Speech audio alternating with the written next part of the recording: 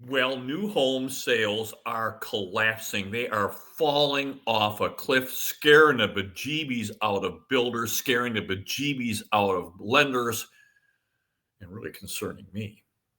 So let's talk about this. This is not the narrative that the government wants you to hear. We've had so much trouble with data for employment and the sales and things. I'm going to take a look at some as good a data as I possibly can, but everything I look at tells me that the builders are in pretty bad trouble. So we just had D.R. Horton, which is a publicly traded company, and they did an analyst conference, and they admitted to the fact that things are not looking rosy. They also admitted to $9 billion in debt. Well, that's a killer for a builder. You know, when they become capital intensive like that, typically it's a lot of land. And here in Phoenix, Arizona, which is really probably one of the best markets literally in the world, D.R. Horton has a big land bank here. They have 125 square miles that they bought here, bigger than several other cities. And that's a big, enormous project. But of course, it's out on short-term notes.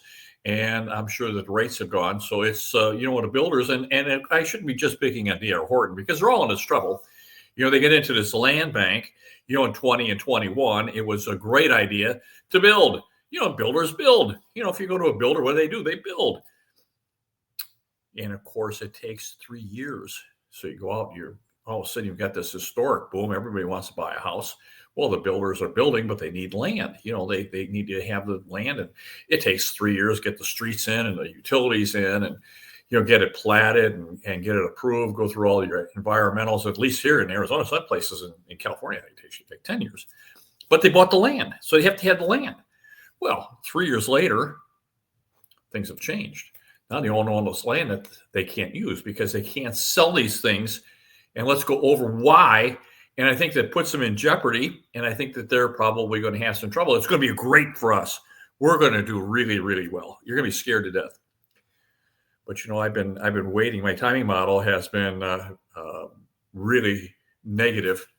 I have some buy opportunities coming in. It's coming in like maybe 10 months to 12 months or so. It's the first one. There's 4. And then we're going to remember, real estate, it goes up 14 years and comes down 4. Easiest thing in the world to work with. Just absolutely easiest thing to work with. That's why we've made so much money. And that's why we're waiting. So we're sitting on the sidelines with a ton of cash. And we are going to make some terrific buys. Let me go to my next slide. Let me open this up a little bit so that you can see this. Let me go to my next slide and let's just talk about it. Because this is where the rubber meets the road right here. Now, look, we have a new home crisis. The builders would love to build. We have so many people would love to buy a brand new home. It's not a demand problem. It is an affordability issue. We have a historic affordability. This is worse than what it was in 2006 and 2007 because I was here in Phoenix. The worst place in the world for anybody to be in the real estate business was during the great financial crisis was Phoenix, Arizona. We wore the crown on that one. And just before the market fell apart, we had an affordability issue. Everyone kept saying the home prices are so high, we can't afford them. And we heard this absolutely everywhere we went. And in Phoenix, Arizona, in the MLS, 4 million people here, there was 2,940 homes available in March of 2006. In March of 2007, just 12 months later, there were 33,000 homes available. 33,000 homes. In 12 months, we got 30,000 homes came to market. And it was all over with. It moved that fast. So I think that's where we're at. So we're kind of tracking the same thing we saw in the great financial crisis. We're seeing the builders they bought all kinds of land. And then the land, of course, is an alligator for them. It doesn't bring any revenue. It sucks revenue. It just takes money like crazy. And of course, they're putting all the streets and sewers and stuff like that. That costs all kinds of money. Development costs a lot of money. Doesn't bring anything in.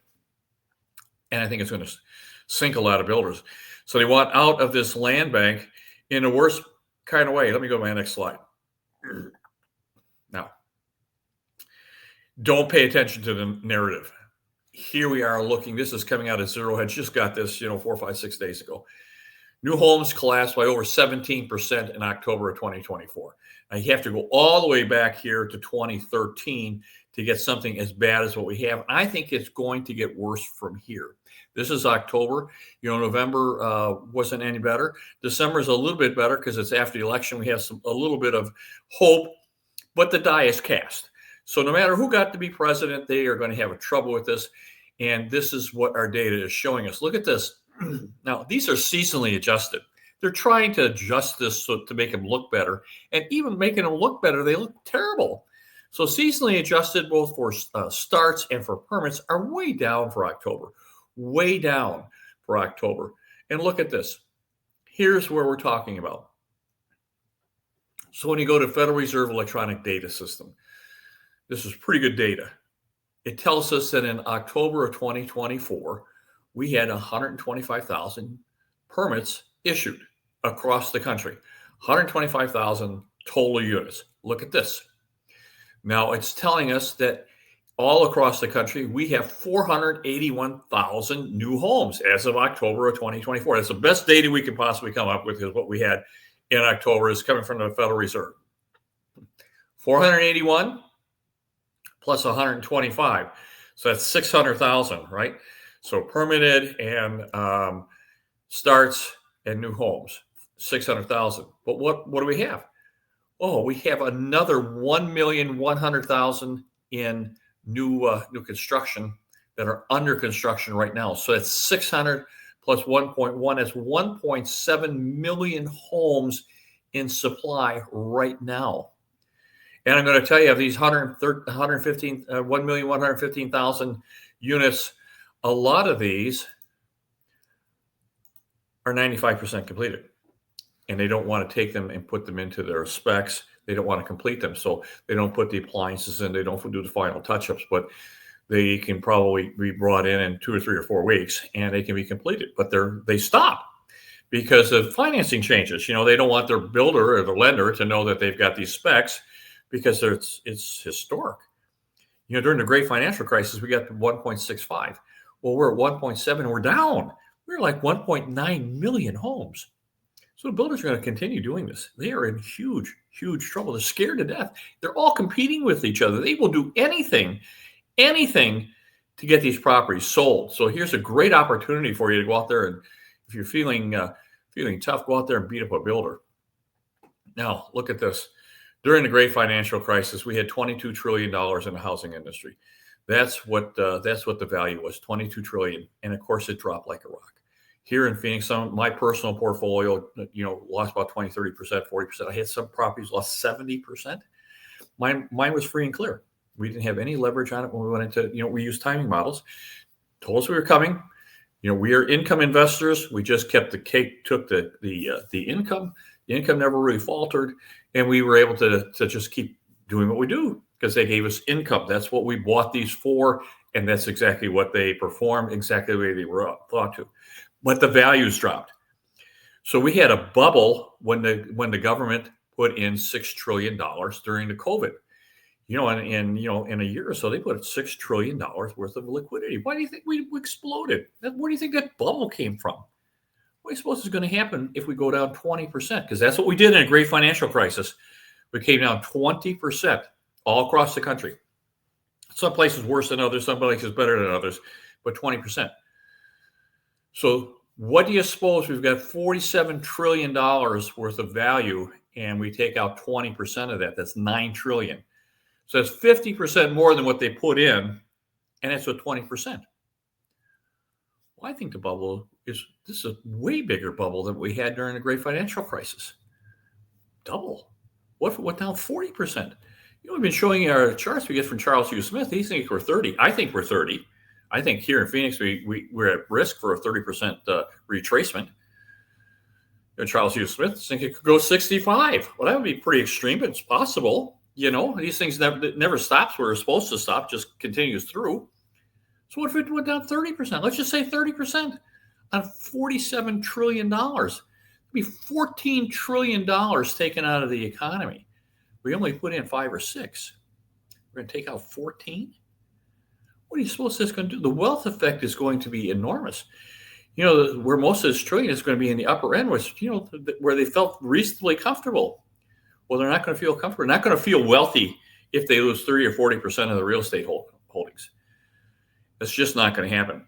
We are waiting. We are expecting that. My group is just waiting for that. And I'm not alone. There's some really big REITs out there and some really big funds and some hedge funds that have billions of dollars waiting for this. They know it's coming and they are going to buy and buy and buy. So are we. We'd like to, if you're interested, please contact us. By the way, if you like my videos and you like some of the information we're bringing, give me a thumbs up and subscribe. Holy cow, does YouTube love that stuff? It's just amazing. So what does this mean for you? What does this mean for you if we have all this wealth taken away? Well, I'm going to tell you, if you're over leveraged, you're in trouble. I mean, can you go underwater? Absolutely. Doesn't necessarily mean that building's going to default, but boy, oh boy, does that work on your head? Think, oh my gosh, I bought this property for $400. I put a 360 mortgage on it, and it's worth $300 now. $60,000 underwater. I'm just in big trouble. It really is trouble. And of course, the economy suffers from that. Nobody goes out and spends, and you can see this. You can see the brakes coming on. We're seeing construction workers are being laid off across the country. This is going to be a problem.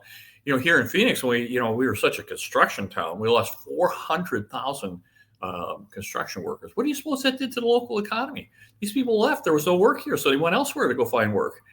We had all kinds of vacancies. We had grocery stores that they lose 20 or 30% of their customers. I mean, it's just the whole thing just kind of really slows down. And a lot of areas, and I'm thinking Texas and Florida for sure, are going to really, really suffer from this. It'll work its way out, certainly. So when you go in a recession, we always come out. It's just going to take a little while. In the meantime, we are going to make a fortune. And I'm telling you, it's coming. It's going to scare the bejeebies out of you. You are going to really not want to do this. That's my job. We've done it before. This is where just enormous wealth is made. You only get 3 opportunities in your lifetime for this. One is coming right up to it. And this is where, if you haven't got your retirement put up together, you can get up to it. You can go semi-retired. You can make wealth. You can become independently wealthy here. But it's going to be scary. So we need to protect your credit. You're going to need your credit because we are going to lever. We're not going to pay cash. We're going to leverage up. And you're going to need to make sure your income lines are in good shape. And you're going to want to protect your cash. So save all you can. Pay your bills. And, if you need an extra job, go get an extra job. Because I'm going to tell you, within a year, we're going to start buying. We are going to buy like crazy, just like crazy. Let me go to my next slide here. I don't want to make this too terribly long. So, what does this mean for everybody? Why is this happening? Because we have record priced homes. And the new homes are record prices. They're building a product that no one can afford. If no one can afford the product that's going to sit, no one is going to buy it. So you're building the wrong market. Maybe it's their fault, maybe it's not, but they got caught because mortgage rates have doubled, maybe tripled, because we hit a low of 2.75% where everybody could afford a property. Everybody could afford it. And now we're 6.5 to 7.5, and investors, our demand has collapsed because we don't pay 7.5 because we're investors. They're going to ding us some more. It's going to be 7.5 plus, probably another point. So we're looking at 8 or 8.5%, which means that the cap rates are rising. So we need to have a higher cap rate. So as the cap rates go up, prices come down, and rents have compressed. So this really compresses the prices. And the builders are struggling to close absolutely every transaction they possibly can. It's very important. They are just like motivated to close these things. And will do whatever it takes. And their cancellation rates are 27% and rising. Now, during the great financial crisis, they got up to 32% of their sales canceled. 32. That was the historic high. We're going to exceed that. We're at 27 already. We're going to exceed that. So we have problems at home. We also have problems across the country, or across the world, across the country, across the globe. Both our economy and the global economy. Talk about France and Germany. Bosch is laying off people. Volkswagen is laying off people. Germany is just a basket case. And of course, these are our trading partners. There's not going to be any help from them. China's in the same boat as we are. And the Federal Reserve is limited as to what kind of a policy response they can have due to the heavy debt load that they have. I mean, how much can they put on? How much debt can they put on these properties or on these expand the balance sheet by how much? I mean, they're already at 32 trillion. And of course, the policy response has always been they just flood the economy with liquidity. Maybe that's what they're going to do, because maybe that's where inflation is going to come. But we're going to have inflation from a much lower level. I think we're going to have deflation coming along here. And I think we're going to see a lot of defaults on properties. I'm told, I've been watching Melody Wright. Melody Wright's saying that the FHA's portfolio is over 12% delinquent. That's speechless. 12% delinquent. That's enormous. I mean, you have no idea how much that is. So that's telling us that we're going to have a problem with it. Let me go to my next slide. Let me just finish this off, and we can move on to this.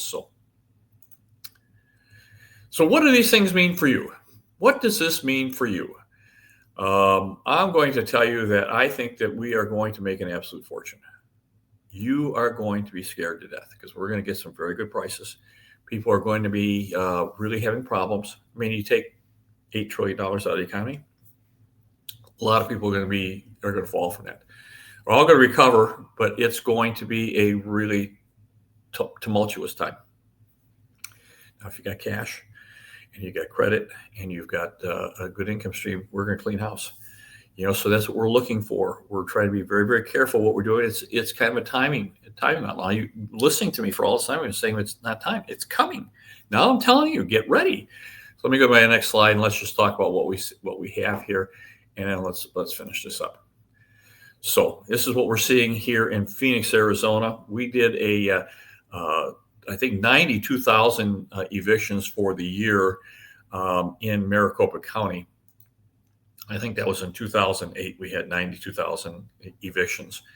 We're at like 89,000 already, and we have another month to go, and we're doing 6,000 or 7,000 a month. So we're probably going to hit a record evictions, and the economy is very good here. Now, that again, it talks about affordability. So as rents goes up, just like houses go up, people are struggling to pay the rent. And here in Phoenix and in Arizona, we have Arizona statutes, and within 30 days, you'll have your tenant out. So rent is due the first, it's late the second. Within 5 days, we process survey, and you are in court. And within 2 weeks, you've got yourself a court date. The judge will ask one question: did you pay your rent? If the answer is no, they give you 2 days to get out. So within 25 to 26 days, we get the house back. And so we move on to it. But we are seeing evictions like crazy here. And I think that you're going to see it across the country. Now, here, as good a market as we are here in Phoenix, we're having people struggle. That's very telling for us, because we have got jobs here like crazy. We've got chip manufacturers coming here. Intel just got $8 billion. Amcor's here. We've got Taiwan Semiconductor here. We've got lots and lots of startups, high tech startups coming here.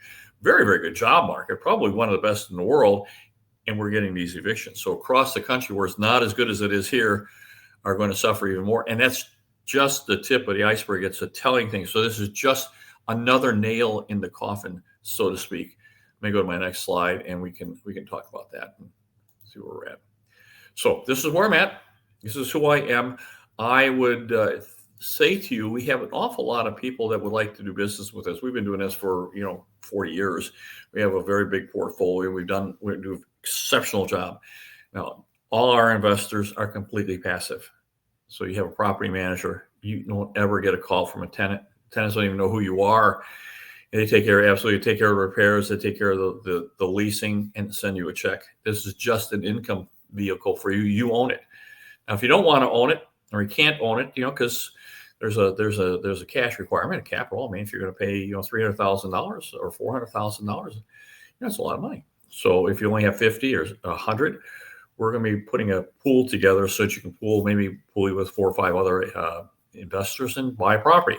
So you own a portion of it. So whatever works for you, we're here to do that. West USA, I think they're a multi-billion-dollar company. They hold our license, do all our compliance work, and our back office. They do all the paperwork for us. So they're a huge company. And if I can help in any way, we'd like to talk to you and see what your particular circumstance is, how we can help, what your goals might be. You can talk to me. We can set a time and do a conference for you. We do have to charge you because that's the new rules, but it's it's pretty nominal. It's like $200-300, and you can see if we're a good fit for you, and we can see if we're a good fit and you're a good fit for us. So it works out for everybody. But we're getting ready. So I would say think about this if it's something that you want to do. But we are going to start buying a lot of properties. We have a buy box and growth corridors, and we're very, very good at what we do, and we're going to start making some money. So my very best for you, if I can help you in any way, you've got my phone number. Bye bye, guys.